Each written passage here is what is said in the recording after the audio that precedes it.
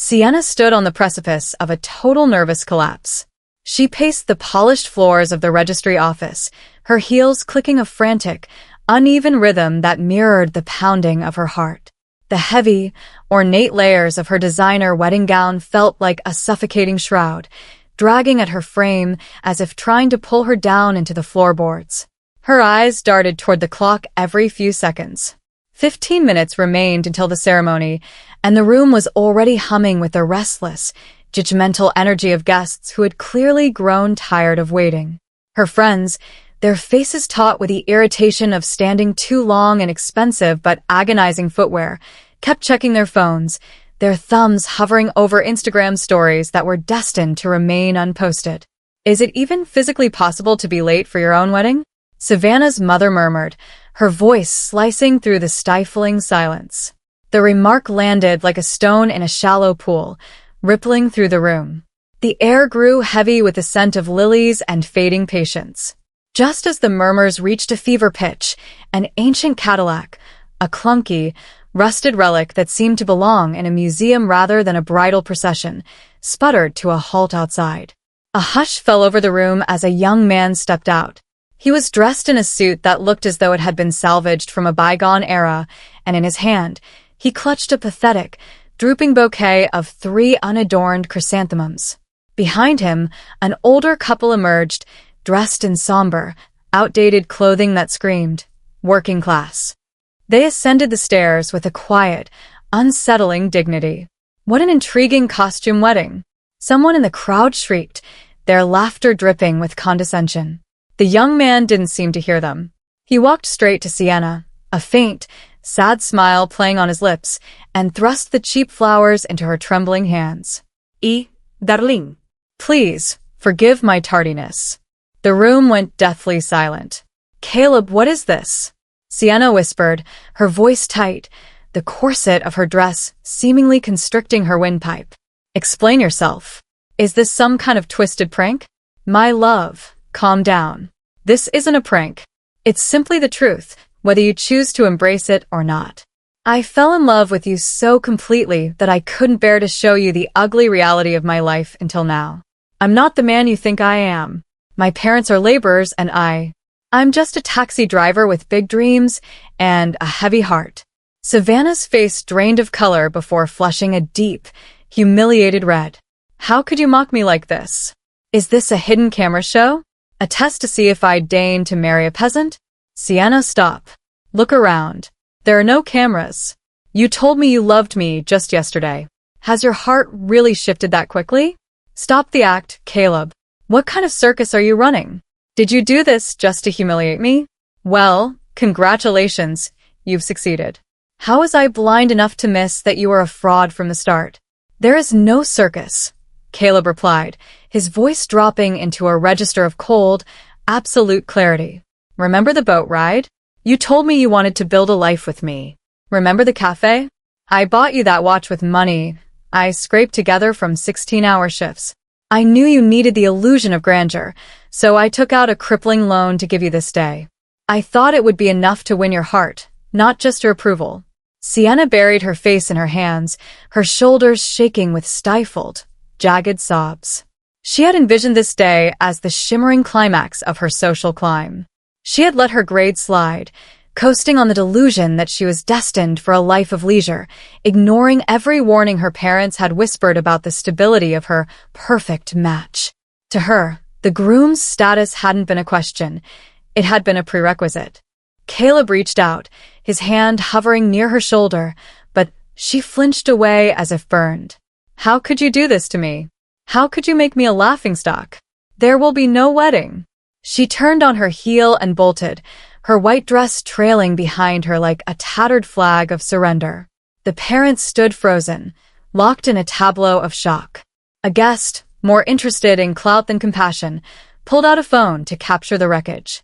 Savannah's father eventually found his voice, stepping forward, his face pale and drawn. Sienna, come back. We can resolve this. Everyone fights before the wedding. It's just stress.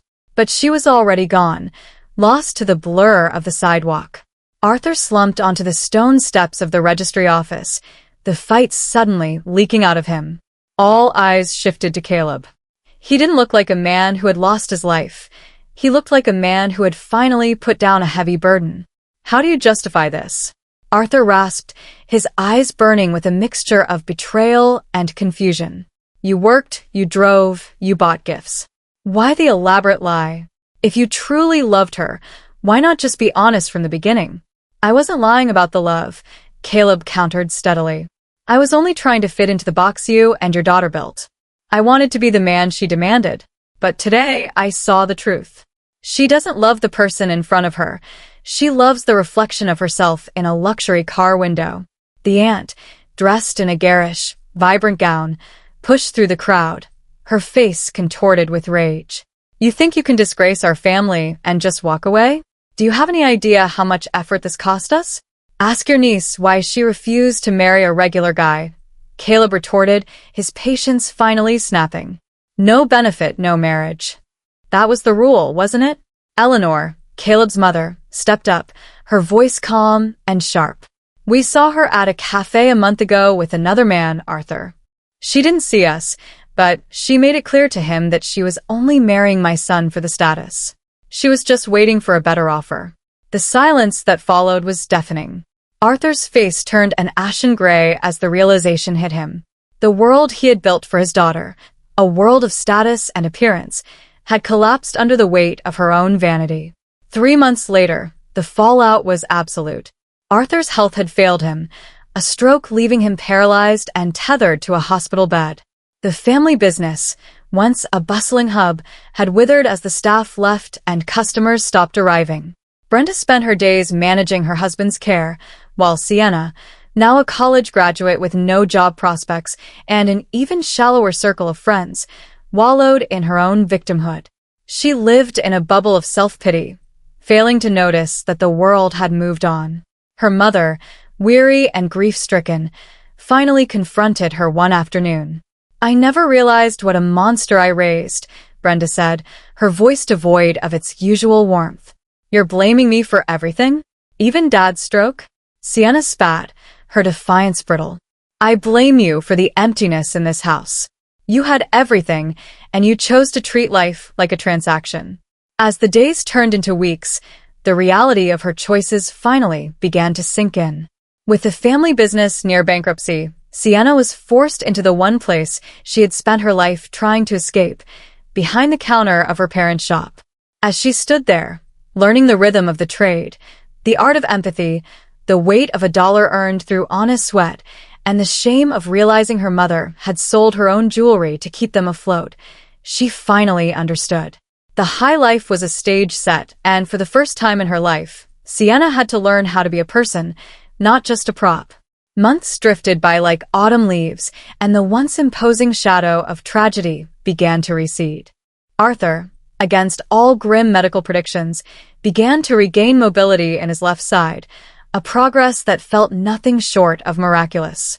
While Brenda watched Savannah's evolution with a sense of profound relief, she couldn't silence the nagging question that haunted her. Would her daughter ever have shed her superficial skin without such a devastating wake-up call? It was a drizzly Monday when an elegant, elderly woman stepped into the quiet boutique. Her presence was calming, a stark contrast to the sterile, high-end shops that had once defined Sienna's life. Hello, girls. I suffer from terrible insomnia and desperately needed a distraction, so I'm out for a stroll. I am in search of a dress for my grandson's wedding. I'm a size XXL, and the boutique next door offered nothing but dark, soul-crushing colors. Sienna stepped forward to assist her, her touch gentle and professional.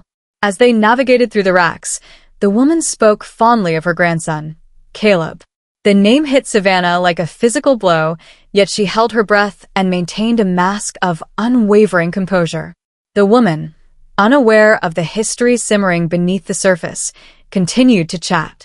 My son brought me to town for the festivities. The bride comes from a background of immense wealth, though I have my reservations about the union. His wife, my daughter-in-law, is obsessed with status, and I fear for my son's marriage. But my grandson, Caleb, is a decent, hard-working soul. He is pouring everything into the family business to make it survive. When the woman selected a soft, blush pink dress. Something in Sienna finally fractured. Memories of a white lace gown and shattered dreams welled up, and she had to excuse herself to the back room. The woman, concerned, followed her. In the quiet of the office, the dam broke. Sienna spilled the truth, the abandoned wedding, the vicious slander, and the stroke that had nearly claimed her father's life. "My dear, I am absolutely appalled," Mrs. Beatrice whispered, her eyes softening with empathy. "Tell me, is there even a shred of truth to the rumors? Did you truly betray him?" "No, never." Sienna wept, her voice trembling. "I only wanted to salvage what little dignity I had left." Mrs. Beatrice listened to the entire story, her expression shifting from shock to a calm, steely resolve. "We all make mistakes, Sienna. My own son is successful, yet he has allowed himself to be shackled by a woman who values optics over humanity. But this conversation is far from finished. Meet me here tomorrow morning. I am a firm believer that the feet are led to where the heart needs to find answers." As the woman departed, a weight that had been crushing Sienna's lungs for months seemed to dissipate. But the respite was short-lived. A sleek car pulled up to the curb, and a man leaned out, gesturing impatiently. Sienna ignored him, stepping briskly down the sidewalk, but he jumped out, jogging to catch up. "Hey, Sienna, remember me?" "Not in the slightest." "Who are you and what exactly do you want?" "Whoa, take it easy. Why so gloomy this morning?" "I'm Damon, a friend of Julian's. I missed your wedding, but Caleb filled me in on the fallout. I've been trying to track you down on social media, but you've blocked everyone. I had to see you in person. You know he's getting married soon, right?" "I wish him the best of luck," Sienna replied, her tone as cold as winter glass. "But he doesn't love her. His mother is forcing this arrangement because the family firm is teetering on the edge of bankruptcy, and the bride is the daughter of a high-ranking official. At first, he thought it was a path to stability, but he's realized they have nothing in common. He's absolutely miserable. That is a tragedy for them to solve, not me. Let him stage his performance with her. Perhaps she'll grow tired of the act on her own." "Savannah, please. You have to talk to him. This wedding is a prison, and I'm just trying to help you both escape." "Damon, why on earth would I want to save him from an advantageous match? After the circus he made of our day, why would I ever trust him again? This isn't a game. Goodbye." As she strode back toward the store, Damon called out, his voice desperate. "Do you have any idea how much he's suffering? He's too proud to admit he was wrong, but he knows he's the one who failed you." "A person is the architect of their own fate," Sienna declared, refusing to look back. "Eleanor, dear, could you fix me some tea?" "I'm craving a bit of comfort," Mrs. Beatrice said, settling into the vast, silent kitchen while buttering a slice of sourdough. "Certainly, but isn't this unexpected? You usually pride yourself on your independence." "Eleanor, even the most independent souls occasionally crave a bit of service. I haven't left my small town in ages. It lacks variety." "Well, what is stopping you from visiting a nice restaurant?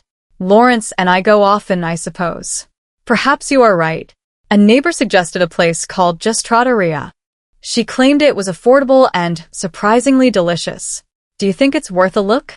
"I am shocked you would even consider it. It's a haunt for loud youth, rude staff, and terrible food." "Definitely not." "Have you actually been there?" "Once, but never again. Anyway, I'm heading out for a walk." As she stepped onto the porch, Lawrence appeared. "Mom, where are you headed?"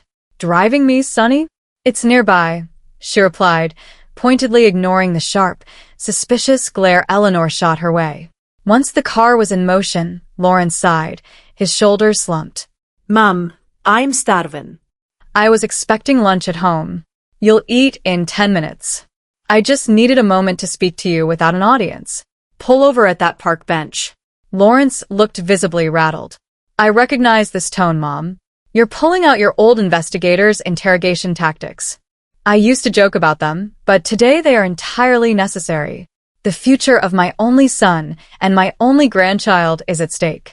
Tell me, Lawrence, why did you sabotage Caleb and Savannah's wedding? What are you talking about?" Sienna walked out when she realized Caleb was just a humble worker, not a tycoon. That is only the surface. You claimed she was flirting with a stranger behind his back. We all heard the accusations, didn't we? And what an incredible coincidence that you and Eleanor, who usually insist on Michelin star dining, ended up at that dive bar. I was shocked when you insisted we go there that day. How lucky that you managed to secure the only 2 free tables in such a cramped, crowded space. We protected our son from a social climber. Now he's marrying into a family that will actually elevate us. I'll be proud to shake her father's hand. Lawrence, look at yourself. You are stressed, you are pale, and you are on the brink of collapse. Tell me the truth. Lawrence finally broke, his voice dropping to a whisper. If you must know, I made some bad investments. I lost everything. We are drowning in debt, and the wedding expenses are compounding the disaster. Everything is coming apart at the seams. Then why put on a facade? Would Caleb not have understood if you were honest? No, Mum. Eleanor insists this grand display is the only way to gain respect from Tiffany's father. Don't burn down your life for a stage set. It won't end well. It is time you cured yourself of Eleanor's influence. She has you dancing on strings. I spoke with Sienna yesterday. She is an honest, broken girl who is pushed to her absolute limit. I don't want to hear it, Lawrence snapped, rising to leave. Wait. If your father had orchestrated a stunt like that to test my love, I would have sent him to the hospital with a frying pan. Savannah's father is still struggling to recover from the stroke your mess triggered. If you are desperate for money, get a prenup instead of putting on a circus. We decided this would be a test to see who is in it for love and who is in it for the inheritance. Maybe you shouldn't be conducting tests when your own house is built on sand. I saw a check fall from Eleanor's purse. She bought another designer coat while you struggled to pay for groceries. Now I understand your financial ruin. That single coat could have fed a family for months. Enough. The wedding will proceed. Caleb is busy preparing for his future. He is so busy that he's turned a ghostly shade of gray, hunched over his laptop without even touching his food. He's an IT specialist, Mom. He's always at his computer. Very well. Do as you must. We will talk tonight. After Lawrence stormed off, Mrs. Beatrice didn't hesitate. She took a taxi straight to the boutique. Her suspicions confirmed, she spent the next hour with Sienna, unraveling the web of deceit until the girl's lingering doubts and pains were replaced by a cold, clear understanding of what had to be done. The following evening, Mrs. Beatrice gathered the family in the living room, her demeanor deceptively pleasant. My dears, tomorrow is the 45th anniversary of my career in the police force. I would like to treat you all to dinner. At the restaurant, the atmosphere was thick with forced politeness. As the wine flowed, Eleanor couldn't help but probe. Tell me, where did you find the funds for such an extravagant place? Mrs. Beatrice smiled, a sharp, dangerous glint in her eyes. I am spending my savings. Between my pension and some modest investments, I have enough to ensure that Lawrence clears his debts and that Caleb is never forced to marry a woman he does not love, the one you handpicked for him. Caleb froze, his glass midair. Lawrence looked stunned, and Eleanor began to tremble with rage. I have lived long enough to distinguish between a family and a syndicate, Mrs. Beatrice continued, her voice cutting through the ambient music.